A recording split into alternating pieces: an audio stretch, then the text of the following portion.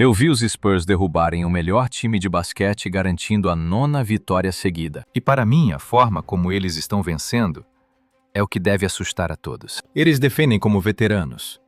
E eu vejo uma conexão perfeita em cada rotação. Eu sinto que eles dominam o jogo como se já conhecessem sua própria identidade. Dizem que os Spurs estão adiantados.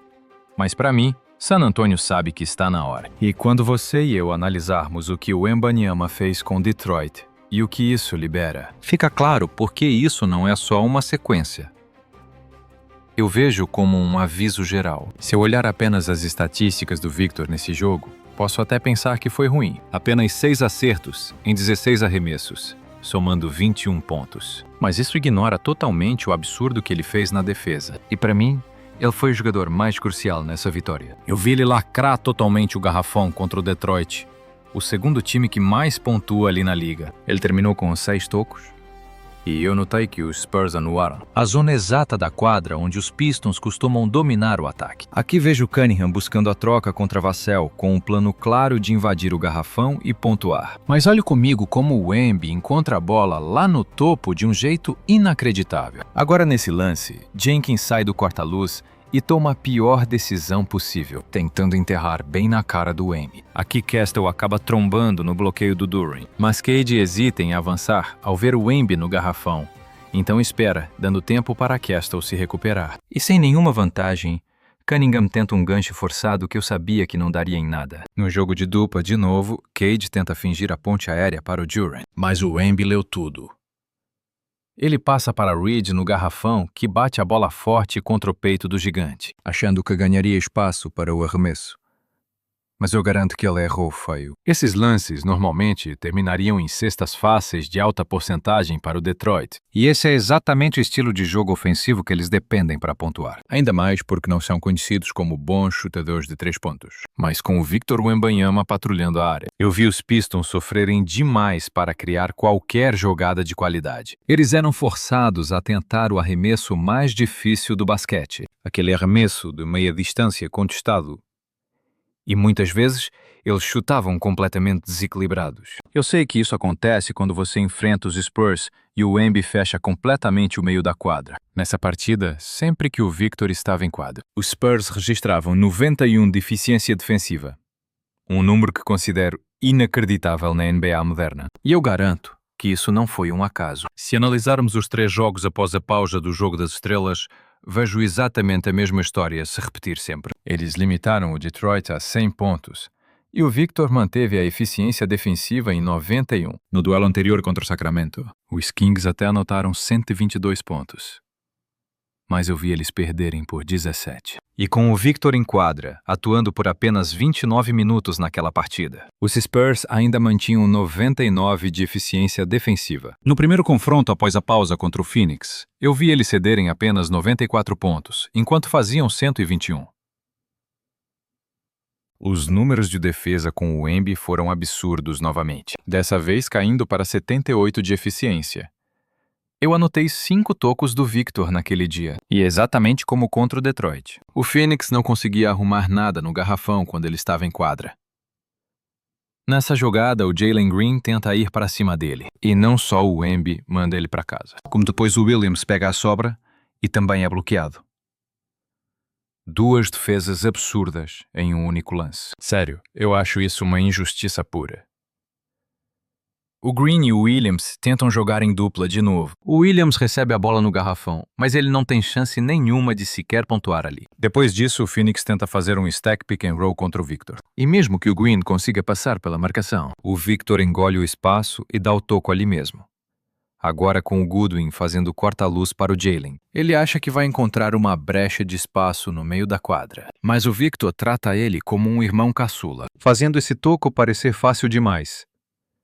E é exatamente isso que você e eu estamos vendo com o Victor recentemente. Ele nem precisa ser o melhor pontuador do Spurs todas as noites. O valor real que ele traz para esse elenco vencedor está justamente no lado defensivo do jogo, onde eu vejo que ele é literalmente o melhor no Crafted NBA. Ao analisar o relatório de olheiros sobre ele, vejo que ele está literalmente no 100º percentil como defensor geral nessa atual temporada. Ele faz os adversários chutarem 8,7% pior quando é o defensor principal no garrafão. Além disso, ele está no 99º percentil em rebotes defensivos e no 100º percentil em porcentagem de tocos. Essa média de tocos é crucial, porque ele não apenas defende, ele humilha os adversários no garrafão. E essas estatísticas nem fazem justiça ao impacto dele, já que ele força oponentes a desistirem de chutar só de estar por perto. Os caras estão com a bola, olham o Wemby na área pintada e pensam: quer saber? Vou passar para outro jogador?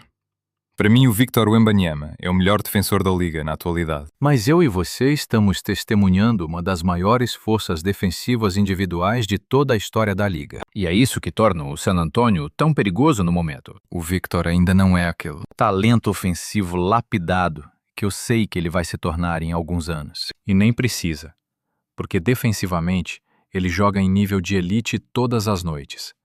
Graças ao elenco profundo do Spurs, sempre há jogadores prontos para assumir a responsabilidade e pontuar quando a equipe precisa. E um dos principais nomes fazendo isso jogo após jogo é o Stephon Castle. Ele tem jogado demais desde que estreou na liga. E ao longo dessa sequência de 9 vitórias, eu sinto que ele está jogando o melhor basquete de sua carreira. Ele está entregando 16,9 pontos, 5,1 rebotes e 6,7 assistências, com 63% de aproveitamento real. E o que mais me empolga é ele estar chutando 40% de 3 nesse período. Na temporada, ele ainda está em 28% do perímetro. Então sim, no geral, ele tem sido um dos piores arremessadores de 3 da liga. Mas nesses 9 jogos, as coisas começaram a encaixar. Se ele desenvolver um chute consistente de 3, ele vai se tornar um pesadelo completo porque todo o resto do seu jogo já é espetacular. Vem comigo ver esse lance absurdo contra o Cunningham. Ele passa pelo corta-luz, fica colado na marcação. Não cai em fintas embaixo da cesta e bloqueia aquele arremesso desesperado no estouro do cronômetro. Uma sequência defensiva inacreditável. A defesa do Spurs limitou o Cade a uma de suas piores noites na temporada, com 16 pontos em apenas 5 de 26 arremessos, o que dá 19%. E eu garanto grande parte disso veio da energia absurda do Stephon Castle na marcação individual. O cara pressionou a quadra inteira, passou por todo o corta-luz e contestou cada arremesso. Cara, foi uma aula de defesa. E mesmo se o Cade conseguisse escapar dele por um segundo, a cobertura na retaguarda já estava pronta para fechar o espaço, o que mostra a maturidade incrível dessa defesa do Spurs para um grupo tão jovem. Mas a loucura de verdade é que, mesmo se matando na defesa, Castle ainda destruiu no ataque. Ele terminou o jogo com 16 pontos e 44% de aproveitamento. E o dado mais insano, 11 assistências. Em vários momentos eu parei e pensei comigo mesmo: cara, esse moleque joga muita bola. Porque ele simplesmente decidiu nos dois lados da quadra repetidamente. Para mim, parecia que ele tinha controle absoluto de tudo o que acontecia. E olha que isso não foi só um jogo isolado. Vocês lembram daquele triplo-duplo de 40 pontos contra o Dallas há algumas semanas? Eu fiquei chocado. Isso colocou ele como o único na história do Spurs com essa marca, além do lendário David Robinson. Para um jovem em sua segunda temporada na liga, isso é simplesmente espetacular. E o impacto defensivo dele, na posição de armador, é a grande razão para essa defesa dos Spurs estar tão sólida. Na minha análise, ele já é um dos melhores defensores de perímetro de toda a liga, quando ele assume a marcação principal. Os rivais chutam 3,5% pior que a média normal, colocando ele no percentil 92. E algo que eu vejo ser muito subestimado é como ele ajuda demais nos rebotes sendo um armador, já que ele garante a posse como se fosse um ala, mantendo uma taxa de rebotes de 12,1%, o que o coloca no percentil 88. E isso é crucial, porque ele não deixa os adversários pontuarem em segundas chances liquidando a jogada logo de cara. Mas o que me prova que ele vai ser uma superestrela é que ele entrega tudo isso enquanto comanda o ataque como um armador principal de elite. Ele está com média de 6,9 assistências por jogo nesta temporada. Mas o impacto vai muito além dos números. Pela forma como ele envolve o time. Ele dita o ritmo no corta-luz. Com o Victor, roda a bola com velocidade. E sempre acha chutadores livres no perímetro como o Vassell e o Champagny. A responsabilidade que ele carrega nesse ataque dos Spurs com essa idade é absurda. Quando ele está em quadra, a bola fica em suas mãos por 33% dos minutos, o que é um número altíssimo de uso. E ele gera 19 assistências em potencial por jogo. Então, mesmo que a folha de estatísticas marque apenas 7, na verdade, ele cria muito mais arremessos livres do que isso. É que os companheiros acabam errando às vezes. Para um armador no segundo ano, ver essa frieza e eficiência ditando o ritmo ofensivo do time, somada ao que ele faz na marcação, é exatamente o motivo desse elenco parecer tão especial hoje. Com o Stephon Castle e o Victor Wembanyama dominando a quadra desse jeito, não me espanta que o Spurs tenha vencido 9 seguidas. E eu não falo de vitórias apertadas. Foram massacres indiscutíveis. E desde o começo de fevereiro, quando essa sequência absurda começou, eles lideram a liga com 19,1 de saldo de pontos. Inacreditável. Eles lideram o ataque da liga com 125,6 pontos por 100 posses e têm a terceira melhor defesa de toda a NBA. Eles estão simplesmente destruindo a liga nos dois lados da quadra. E ver esse ataque funcionando assim é algo totalmente insano, especialmente para um grupo que foi gigante na defesa a temporada inteira. Eu não estou dizendo que os Spurs vão manter essa eficiência ofensiva de 125, porque isso é absurdo e deve cair um pouco. Mas a defesa deles simplesmente não vai cair de nível. Para mim, essa é a verdadeira identidade deles. E nos playoffs, meus amigos, é a defesa que ganha jogos fora. A defesa te segura no jogo quando o ataque falha. Por isso esse gráfico importa. Ele junta os dois maiores indicadores de um candidato ao título: saldo de pontos e eficiência defensiva. Quanto mais alto você está no gráfico, melhor é o seu saldo. E quanto mais à esquerda, melhor é a sua classificação defensiva. Quando eu olho onde os Spurs estão, eles aparecem no topo com as potências da liga. Oklahoma City está jogando em um nível totalmente isolado neste momento. Detroit também está voando baixo. E os Spurs aparecem logo atrás deles. Mas eu destaco um ponto.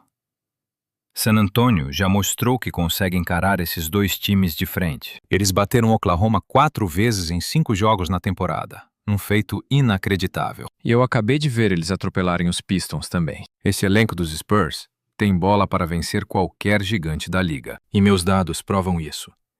Eles estão colados na elite absoluta da liga. Aqueles times que todo mundo respeita. Mas a única razão para desconfiar dos Spurs é a idade deles. O Castle está apenas no segundo ano e o Victor está apenas no terceiro ano. Teoricamente, nenhum elenco deveria ser tão bom tão rápido. Então é muito fácil analisar e falar que eles ainda são jovens demais. Eles vão ser engolidos na pressão. Mas boa sorte ao tentar dizer isso para eles. Porque esses caras não jogam esperando a vez deles chegar. Eu já vi esse roteiro antes. Nos últimos playoffs, Oklahoma ainda era muito jovem e estava aprendendo. Mesmo assim, eles invadiram quadras hostis e souberam lidar muito bem com toda a pressão. Se os Spurs pontuarem o suficiente e mantiverem esse paredão defensivo na quadra, eles podem sim buscar o topo da liga. Obviamente, Detroit e Oklahoma estarão no caminho se eles tentarem essa arrancada histórica nos playoffs. Só que eu vejo um Spurs que sempre encontra respostas contra os maiores times do campeonato. Então, se eles alcançarem esse nível extremo de uma final de conferência ou uma final de liga contra Oklahoma e Detroit, eu dou muito mais do que uma simples chance de vitória. Agora, Oklahoma se reforçou no ataque na janela de transferências e parece que acharam outra jovem estrela brilhante com o Jared McCain. E se você quiser entender por que o McCain encaixou tão bem no esquema do Thunder, assista à minha análise completa. Bem aqui.